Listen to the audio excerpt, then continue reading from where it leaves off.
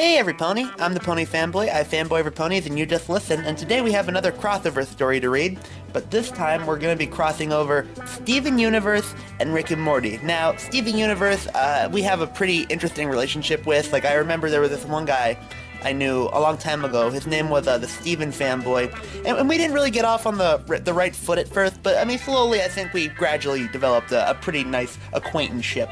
And as for Rick and Morty, I know that it's definitely got a huge fan base behind it. It was definitely the toast of the season for a while, and it seems like it's still very popular since it just entered, I think it may have started or ended its latest season, like season 4 or something recently. But I do know one thing, and that in the background of one episode of My Little Pony, you can actually see pony versions of Rick and Morty, and some would say that's pretty epic. So today we're going to be looking at a 3-chapter crossover story called Crystal Rick. And this one looks pretty long, so I'm looking forward to it, because we haven't really had a super long episode on Pony Fanboy Reads since KP and Equestria Girls, so I'm definitely looking forward to this one. This one's going to be one more chapter than that one, too, so this is definitely going to be a long one. Strap yourselves in. So we got Crystal Rick, Chapter 1, Rickless Endangerment. Space, the final frontier. Space is empty and stuff. Research suggests that the known universe consists of mostly space, and space is about 99% empty. Nobody really knows what space is. Some people aren't even 100% convinced that space is a thing that exists. You might think that's silly, but this narrator likes to keep an open mind to the idea that space is just a hologram invented by Obama to pad out the universe like a mildly entertaining Dragon Ball filler arc. In this dimension, dimension C131, space is ostensibly not a hologram. Space dimension C131 is a very real place where very real planets orbit a very real sun, which itself orbits a very black hole in the center of a very real Milky Way galaxy. Besides this, however, space is still a mostly empty place. Between the planets and stars and asteroids and comets and nebula and such, this of course made the straight-up space car flying through it all the more noticeable. Not that there was anybody in space to notice it, because again, space is empty. We join our inhabitants of the car, an elderly alcoholic 70-year-old genius inventor and his teenage grandson, midway through a rather mundane conversation. But in space! So you see, Morty, the older man spoke, leaving only one hand on the wheel and hardly paying attention to the metaphorical road as he did so. Really, the whole pyramid scheme thing is really profitable, but, the man burped, but you gotta make sure you're at the top, Morty. His grandson, Morty, leaned back in his seat and pondered his grandfather's words. Gee, Rick, I feel like that's kind of self-explanatory. The people at the top are at the top for a reason, It's getting there that's the problem, Rick rolled his eyes. Okay, Morty, well, you aren't getting it. What's the smallest part of the pyramid? The top? Exactly, Morty. The smallest part is the top. The big is the bottom and fat, and can fit a lot of people. Rick pointed a finger at the floor as if to make a point about the people at the bottom. See, Morty, all those people are idiots down there at the bottom. They're trying to recruit all the new buyers or members in their special little clubs, or whatever. And the problem is that more people there are involved in the scheme, the less people you can get involved. Okay, but I'm not finished, Morty. Shut up for a second, Morty. Okay, so the scheme grows exponentially, right? It's unsustainable. Only the people at the top profit. So how do you get to the top of a scheme that's already running itself into the ground, Morty? I don't know, Rick. How do you? You recruit the creator of the scheme into your own scheme, Morty. He's sitting on all of this money, all of these people. He thinks, that he can afford to lose some of it, so you can go to him, Morty. All of his money funnels upwards. Morty glared at his grandfather. Are you trying to scam some dangerous alien CEO? Is that what we're on our way to do? He asked. Listen, Morty, this guy is the Mark Zuckerberg of Telepius 9. He's willing to invest in a lot of crazy shit. Mark Zuckerberg bought Oculus just because he could. I think I know what I'm talking about, Morty. The people of Telepius 9, they've never seen Rubik's Cubes before. Blows their minds. They have lasers and spaceships and little pills that give you X-ray vision, but they don't have Rubik's Cubes. We would make a fortune, Morty, selling Rubik's Cubes. No, Morty, it's a scam. Weren't you listening? Rick scolded his grandson. We're going to tell them if they gave us money, they can be part of our Rubik's Cube operation. Then we're going to bail as soon as we have the money. Then we get to keep the money and the Rubik's Cubes. Morty sighed and glared out the window. Okay, Rick. A moment of silence passed as Morty stared out the window, realizing something. He raised an eyebrow. Hey, Rick, This doesn't look like a part of space I've seen before. I don't recognize it. Well, yeah, no shit, Morty. It's space, Rick burped. Space is vast and empty, and nothing is ever in the same place twice, and it all looks the same. We could have been here a million times, and you still wouldn't recognize it. Aw, geez, Rick, I guess... Yeah, you're right about that. With that being said, you're absolutely right. We've never been to this part of space before. Rick glanced out the window and stared at the emptiness. This is a pretty rough neighborhood, Morty. I try not to take you out here, but the stupid Galactic Federation put a gosh darn toll booth between Gazorpazorp and the Telapis system. It's space, Morty said, confused. Rick, I don't understand. We can just go around the toll booth. We're not on any roads. Just don't think about it too hard, Morty. Trust me, I've tried every solution that's about to make its way into your mind because I thought of them first. Morty simply blinked, a stupid look appearing on his face. He then turned to stare back out the window. Hey, Rick, we aren't moving. It's perspective, Morty. All those stars are very far away. We're going 1,000 miles an hour. Morty looked down and noticed a rather tiny planet inhabited by tiny people, right outside of his window. The planet was about the size of a basketball, and Morty could see all the little spots that looked like civilizations dotted all around the planet. We're not moving, Rick. There's a planet of little people outside of our window. We aren't moving. Rick's unibrow curled as he raised at one side. Taking a sip of his flask, he glanced down at the computer monitor on his dashboard to see just what the heck was going on. His eyes widened at alarm. Oh, what? Rick started frantically hitting buttons around the cockpit. Morty, we're in a tractor beam. We were maintaining a low profile. Why the would they tractor beam some tiny piece of junk like that? Rick, do you know the people that have us? Rick burped. Shut up, Morty. I need to focus. Hand me that screwdriver. Morty glanced around, noticing the screwdriver sitting at the top of the toolbox in the back seat. He reached back to grab it, but stopped when he saw a shadow looming above him. Morty stared up back at the window and saw a large object approaching. His eyes widened. Rick, what the buck is that? Just hand me the screwdriver, Morty. Morty did as he was told and handed his grandfather the screwdriver. Oh, geez, Rick, what are we gonna do? Don't worry, Morty, Rick yelled as he began to unscrew the panel underneath the dashboard. Just shut your trap for 3 seconds. They aren't going to get us, Morty. I'm gonna blow up the car. What? Morty yelled, taken aback. Rick, put the screwdriver down. Morty, these people, they're bad people, Morty. You're bad people. Morty began to grab the screwdriver, which he and Rick started to wrestle over. Morty, think about it. Think about all the seriously bucked up things you've seen in our adventures. If I had a reason for not taking you into this part of space, you better believe it was a darn good reason. I wasn't keeping you away from here for shits and giggles, Morty. Rick, put it down. They want my portal gun formula, Morty. These assholes have been trying to get it for years. Morty successfully tackled Rick to the floor of their car, preventing him from blowing it up and killing them both. Rick, for God's sake, can't we go on one darn adventure without you trying to blow us up? Let go of me, Morty. Suddenly, the door opened, and Rick and Morty fell, landing in a heap on a cold metal floor. They were no longer in space. Rick, I think we're on a ship. Morty looked up and noticed several humanoid aliens towering over them. Aw, geez, listen, we were just coming with us, the center alien, the leader probably, growled. The alien sounded female, Morty decided, though honestly when you're in space, the entire concept of gender tends to go out the window.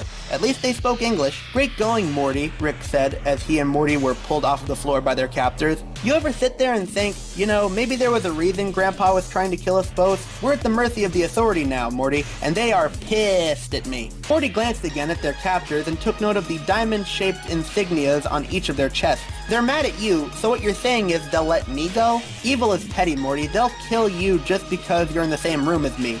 Rick glanced at the aliens escorting them. Actually, they'll probably kill the escort too. One of the aliens, a purple one with long hair, leaned over toward her leader, an orange alien with slightly shorter hair and red markings on her face. Hey, they're not going to shatter us, right? The leader shrugged. I think our diamond is in a pretty good mood today. Oh, the diamonds are on this ship, are they? Rick asked. Morty, new plan. We're blowing up this whole ship to Kingdom Come. We heard that, one of the guards sighed. Yeah, I wanted you to. Also, I don't care. We're still going to blow it up. Rick, Morty hissed. Besides which, the guard said, glaring at Rick, they are not on this ship. We will be taking you to them, however. Rick glanced around at the ship's walls. This place is in a really sorry state. What, did all the Peridot technicians call in sick today? What the heck is a Peridot? Morty asked. They're like the car mechanics of this species planet, Morty. See, these aliens have a sort of mineral-based caste system. More precious minerals are on top, and the shittier ones are on the bottom. The Paradots are like the second or third lowest rank. So, like I was saying, where are they at? Paradots were deemed obsolete and purged last week, the leader responded casually. We don't really know. There aren't any more of them, I don't think. 3 of them went to Earth in the last 2 light years. Light years measure distance dips. As I was saying, one of them failed her mission and the other 2 went rogue. Must have been a defective batch or something. Hey, you hear that, Morty? Rick said, leaning over to his grandson. They're defective. They got captured by Space Hitler. Proud of us? Knock it off, Rick. You use the Space Hitler excuse at least once a month. Listen, Morty, I'm just saying in space there are a lot of creatures comparable to, or even worse than Hitler. Authority is definitely worse than Hitler. Rick and Morty were taken to what appeared to be a ship's bridge. Morty stared at the captain's seat, which was helmed by an adorable-looking... that word, with red skin and cube-shaped hair. Are you serious? He said, saliva foaming at his bottom lip as he laughed, caused him to spit on a bit of his earlier drink. You're kidding, right? What, you were out of Paradots, so you decided the next best pilot was a Ruby? And then Morty says this. Yeah, please shut up, one of the guards groaned. You two are so annoying. Hey, so none of you are questioning that purge, Rick continued. You guys are going to outlive your usefulness one day, that's all I'm saying. Set a course to homeworld, one of the guards said to the Ruby in the captain's seat, who nodded and began charting a course. Strap in, Morty, Rick said as he retrieved a flask from his coat pocket. Zip, he belched. This is gonna be a good one. The alien's homeworld wasn't far. Morty stared out the window in awe as the ship approached the planet. There it is, Morty. Rick grabbed his grandson around the shoulder and drew him in closer as he gestured toward the planet with his free hand. Geminga 7, the Gem homeworld. Imagine if Stalin had his own planet. That's what this planet is, Morty. Even the Galactic Federation won't with these guys. That's how hardcore they are. What do they do? Morty asked. Mostly colonize other planets, Rick responded. If a planet hasn't gotten it, they either are about to or already have and just don't know about it. Gazorpazorp probably has 1,000,001 kindergarten on it, just waiting to hatch super soldiers. So why haven't they colonized Earth? Rick shrugged. They were on Earth at some point. Why they left? Don't ask me. It's not for me to say. It was 1,000 years ago. Rick stared at the planet once more as the ship entered its atmosphere. Alright, I'm bored of this. Let's get out of here, he said as he retrieved his portal gun. Field trip's over. We're leaving. Rick attempted to open a portal on the floor. Strangely, however, nothing happened. He clicked the trigger again. Everyone on the bridge was staring at him. He continued to click the trigger and his eyes widened. Oh, Morty, what have you done? Me? You friggin' dope, Morty, you broke it! Morty glared at his grandfather. How did I break it? You were the one holding it. It must have been damaged when you tackled me to the floor, Morty. Alright, calm down, you two, Ruby commanded as she and 2 others pushed Rick and Morty through the ship. The capital is a short walk from here. Rick raised one end of his unibrow. The capital? Are you going to take us to that zoo you normally take prisoners to? The Ruby chuckled. I don't think so, Sanchez. You've been on the Great Diamond's authority hit list for years. I'm sure they'd love to get reacquainted. Rick nodded. Ah, gotcha. Alright, Morty. These guys know me. What did you do? It's not about what I did, Morty. It's about what one of the many infinite other versions of me did. Rick gestured out to the sky as he and his grandson were led across a large bridge, suspended in mid-air seemingly by magic. You know, the Citadel probably had more than one encounter with more than one version of the Authority. Ricks like to get up into other Rick's businesses like that. Rick? With that being said, I do seem to recall involving the gems in some kind of pyramid scheme. Rick! Profit is profit, Morty. Morty rolled his eyes and glared ahead as they continued to the capital. This was nothing new, which should have made him angrier, but honestly, Morty had been desensitized to the sort of reckless endangerment from his grandfather. It made him angry that he couldn't get angry, of course, but all Morty could really feel about the situation right now was annoyance. He was just annoyed. So that was Chapter 1, so now we're on to Chapter 2, the Morty Defense. Morty glared at the wall. The gems had separated him from Rick, which was fine by him. He now sat in a prison cell, awaiting what was probably his doom. Right about now, Morty was feeling pretty fed up with how often he seemed to be awaiting what was probably his doom. He was tired of being guilty by association. This happened every single week. Every single week. In a given 10-week period, 8 weeks were spent getting into messes caused by Rick. One week is usually spent watching TV, and another is admittedly a mess caused by Morty himself. With all this in mind, he could be forgiven for becoming bored of this routine. Bored! Morty was bored. Morty was bored of his life not being boring. He was bored of his grandfather's antics. He was bored of going on other planets. He was bored of almost dying, and he was bored right now. Morty crossed his arms and sighed, sliding his back along the wall as he moved to take a seat. After a few minutes of brooding, one of the walls began to glow, and a gem stepped through. This one was taller than the rubies, though not as tall as the other soldiers Morty saw. Her dark blue skin made her stick out in an otherwise totally white room. Her nose also stuck out, literally in this case, and Morty couldn't help but wonder how she was able to hold her head up with a large crescent-shaped helmet she wore. Or maybe it was her hair. The thing that stood out to Morty the most, however, is that she didn't appear to be a soldier. Morty couldn't think of soldiers that wore monocles and ascots, at least. "Ah, geez," the gem muttered. "Do you know how much trouble you're in?" "Ah, geez, man, I don't know," Morty responded. "Ah, geez, I have no idea what I'm gonna get to get you out of this. Ah, geez, that's..." Morty paused. "Wait, are you breaking me out?" "Oh, heavens no," the gem responded, seemingly shocked by the question. "It'd be different to prove your innocence if you escaped. It's a guilty person thing to do." "Prove my innocence? You mean like a lawyer?" Morty tilted his head. "Am I going on trial?" Yes. You've been accused of a crime, of course. You're going to trial." Morty shrugged. "You don't have to try. Rick is 100% guilty or whatever they say he is, so..."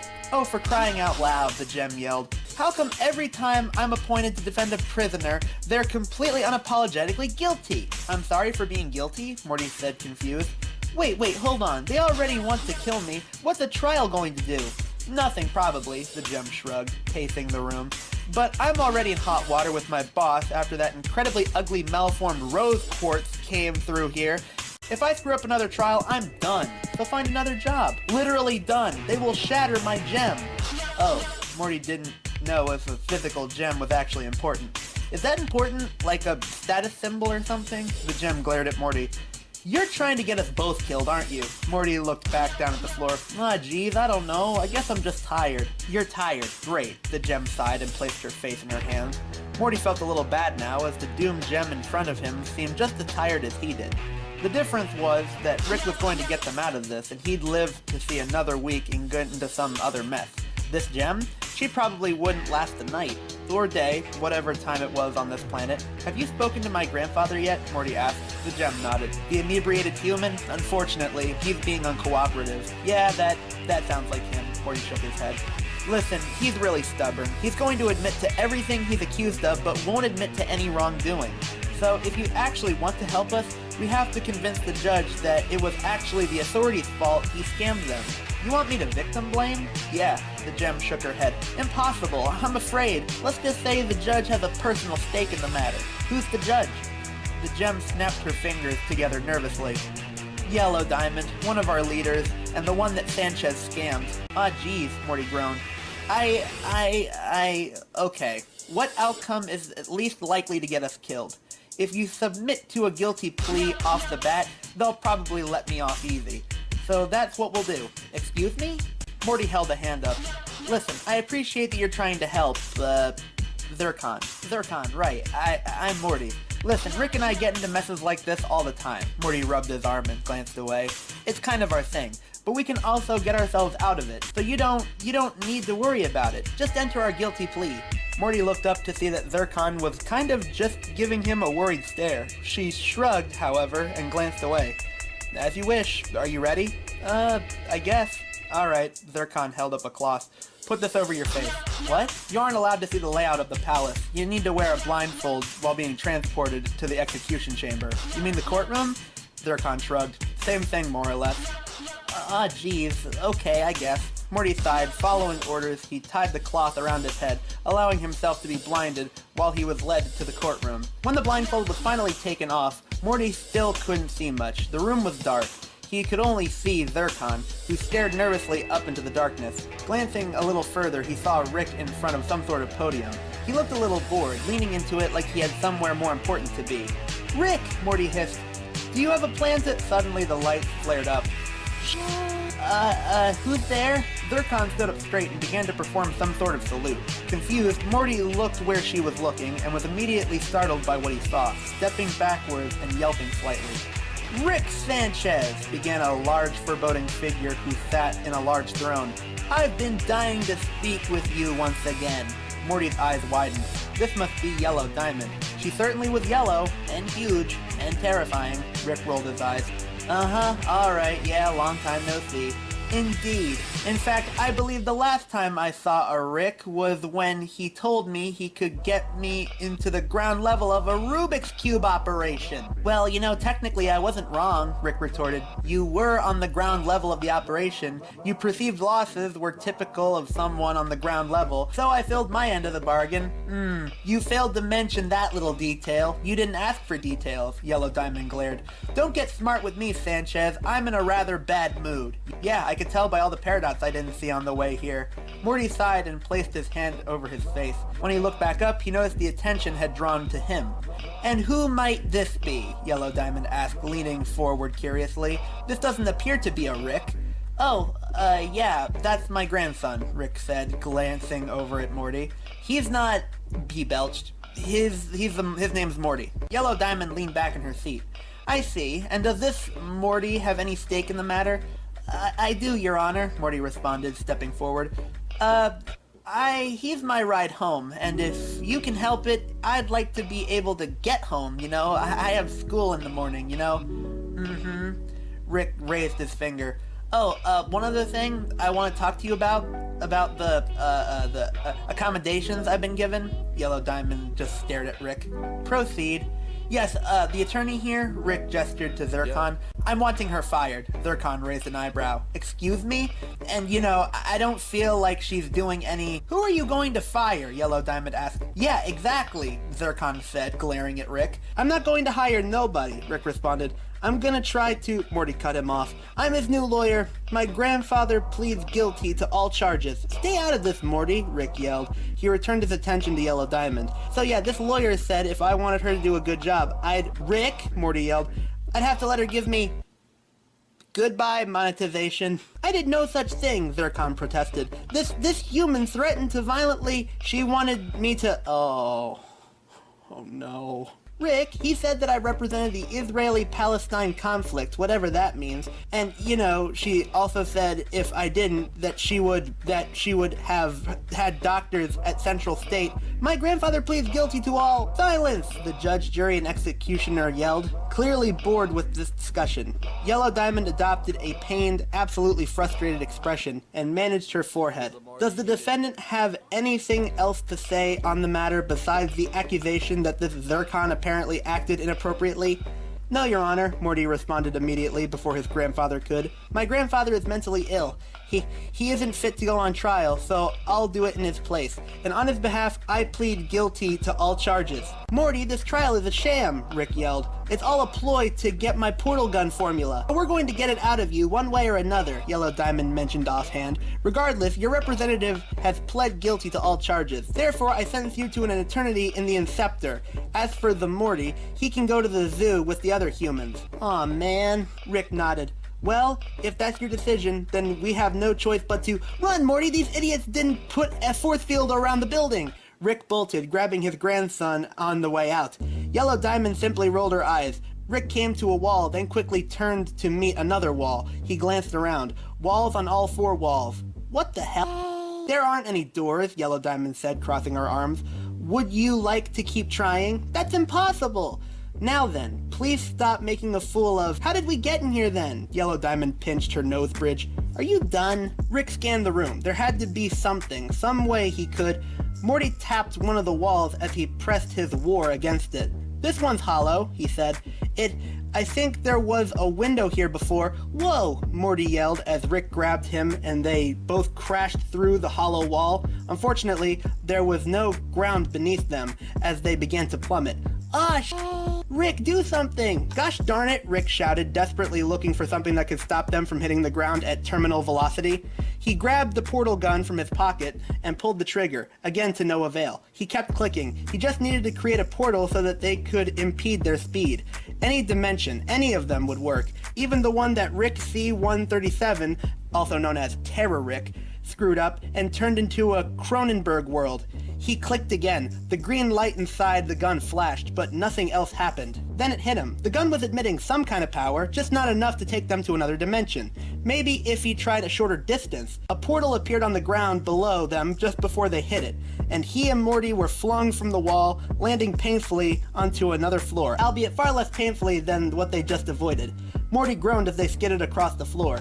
Ah! Ow! Buck me! The two finally came to a halt, groaning in pain. Ow! Rick, where are we? 5 feet over, Morty, Rick responded, getting back on his feet and pointing up. Morty stared at the skyscraper with a dumb look on his face. Ah, geez, Rick. Do you think they're gonna come after us? Not a chance, Morty. They think we died from the fall. Rick pulled out a screwdriver from his coat pocket and began to tinker with his portal gun.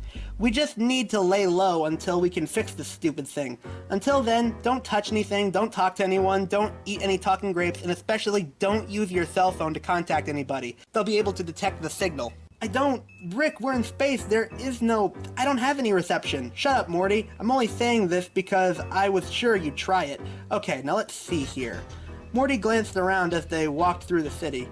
Hey, Rick, this place doesn't seem so bad, It's like New York, but everything is shiny. Rick and Morty walked past a platoon of Ruby soldiers. You two, their leader stopped Rick and Morty. Have you seen any, she leaned forward and whispered, humans around? Rick blinked. Yeah, that looks like a human to me, he said casually, pointing to a Ruby in the back. Huh? Get her, the lead Ruby shouted. Every Ruby piled onto the scapegoat Ruby, and Rick pushed Morty along. Rick, Morty chastised, you could have led them down a dead end or something. Couldn't take any chances, Morty. Rick continued to tinker with his portal gun. Something's not right here. They were on high alert before we showed up. Like, higher alert than a military state usually is, or at least higher than this military state usually is anyway. Morty adopted another dumb look on his face. Hey, Rick, those Rubies said they were looking for humans. If Yellow Diamond thinks we're dead, who are they looking for? Rick blinked. I don't know, Morty. Things are a lot different now than the last time I was here. There used to be a door in that courtroom. Morty sighed as they continued onwards, as Rick continued to try and fix his portal gun. This thing's busted good, Morty. You made a real mess of things this time, Rick said after a while. I made a mess of things? Yeah, Morty, you made a mess of things. If you hadn't distracted me with your stupid bull about how space looks different, I would have noticed that we had been caught in a tractor beam, and I could have done something about it, Morty. But now we're stuck here on one of the most hostile planets in all the galaxy as always. I have to be the one to get us out of it. Rick held up his portal gun. Alright, that should do it. Come on, Morty, let's blow this popsicle stand. Rick clicked the trigger again. Nothing happened. Okay, Rick clicked again. No dice. Morty blinked slowly. Is it still broken? Of course not, Morty. I'm a genius, Rick defended. What's more likely is that there's a suspension field around the planet that prevents me from portaling off-world. Uh-huh, Morty said, rolling his eyes. Sure. Suddenly, a small, round drone descended in front of Rick and Morty. Oh, geez, Rick, what is that? Hold still, Morty. The drone began to scan the area, which freaked Morty out. Rick, what the hell? Morty, don't move. If you move, you're dead, Morty. Quit shaking. The robot scanned the area thoroughly. It turned to Rick and Morty and began to scan them as well. Morty shook nervously as the red light scanned them up and down. Finally done with him, the drone turned to Rick, and Morty sighed in relief. The drone did not like Rick. The second it scanned up his pockets, it began blaring alarms. Ah, Rick, what do you have? Rick reached into his pockets and pulled out a bag of what appeared to be several green mineral shards. I have Peridot shards, Morty. They really did kill all of them. I found some of their shards on the floor of one of the capital rooms, Morty. Do you know how useful a mechanic would be around the house? I was going to grow my own Peridots, Morty, and have a whole army of mechanics. We've been needing a new dryer, Morty. Your mom, she really wants a new dryer. A Peridot could have built one for her. And with an army of Peridots, who knows what we could do? We can have an army of dryers. Maybe even a dishwasher, Morty. Rick, get rid of them. It thinks you're a Peridot. Why are Peridots on Yellow Diamond's list? Rick shouted. What could one Peridot have done to piss her off so badly? They're so dumb and worthless, and they're designed to feed off positive reinforcement and praise. None of them would even question her, Morty. Rick, Morty yelled, throw the gosh darn shards away. Rick groaned and tossed the bag. The drone followed the bag. Run, Morty, run! Rick and Morty ran. As they ran, they passed a large rock. Morty stubbed his toe on it. Ow! Oh, geez, that hurt. Morty, look, Rick said, pointing at the rock. A hole, Morty. The rock is covering a hole. Help me move it, Morty. Gee, Rick, I guess we don't really have a choice. Rick and Morty moved the rock, and at Rick's instance, climbed into the cavern below. It was dark, dank, and claustrophobic, but at least no gems would find them down there. All right, Morty, Rick said. Just hang tight while I try to find a way to circumvent the suppression field. What if we get caught? We aren't going to get caught. Believe me, Morty, they won't. Rick bumped into another gem. You know, Morty, if you keep distracting me like that, we might actually die here. Morty just sighed. Now, this is the part where I would read Chapter 3, Mortys Football, but there's really not much to it. It's actually a side story. It doesn't actually continue where the last chapter left off. According to the author's note, they said that the 4th chapter is apparently going to be the last chapter of the story, so whenever the 4th chapter comes out, I'll hopefully do a follow-up on that. But as for this chapter, it's basically just continuing, like, Rick and Morty characters in their universe, and then they come across some other Steven Universe characters that come into their world. This chapter is more for jokes more than it is like continuing the actual story up to this point. It's pretty good, but I don't feel like it'd be appropriate to continue since it doesn't really have anything to do with the congruent story overall. So I'm gonna end the video here. Overall, this is actually a very well written story. Even though I don't know that much about either of these shows, I actually feel like it did a decent job at placing these Rick and Morty characters into a Steven Universe situation. I gotta say, this is probably the edgiest fanfic I've ever done for one of these videos. I mean, the language, all the, like, really edgy and offensive humor all thrown out. I mean, I hear that's a big part of Rick and Morty, so I guess it was pretty appropriate on that angle.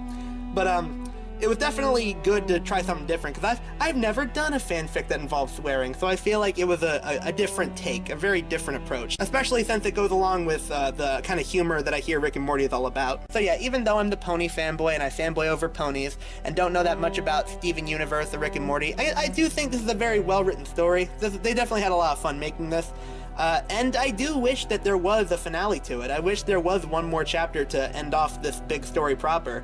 Kind of like some of the other stories I've read before, like KP and Equestria Girls or Ed Boys and Powerpuff Girls.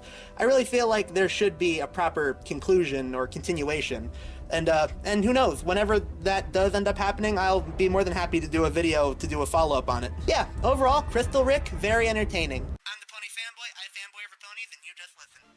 So what do you think, guys? Pretty cool that Pony is representing all of our fandoms like that, huh? The thing I don't get with this video is, why did he, like, censor all the bad words out? I mean, it's based on Rick and Morty. Of course there's gonna be language in it, you idiot. Well, this is just me personally, and it's nothing against him being a brony and all, but I really wish there was more Steven Universe in this. I mean, yeah, sure, we got Yellow Diamond, and it took place on their planet, but I really wish there was more going on. I feel like there was too much Rick and Morty and not enough Steven Universe. I mean, where was Steven? Where were the other gems?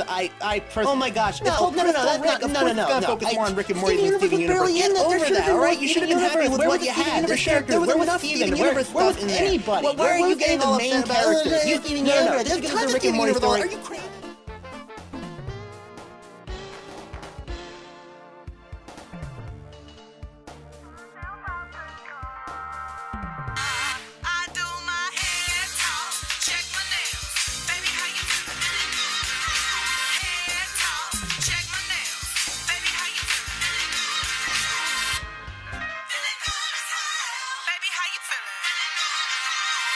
Heavens, they're multiplying.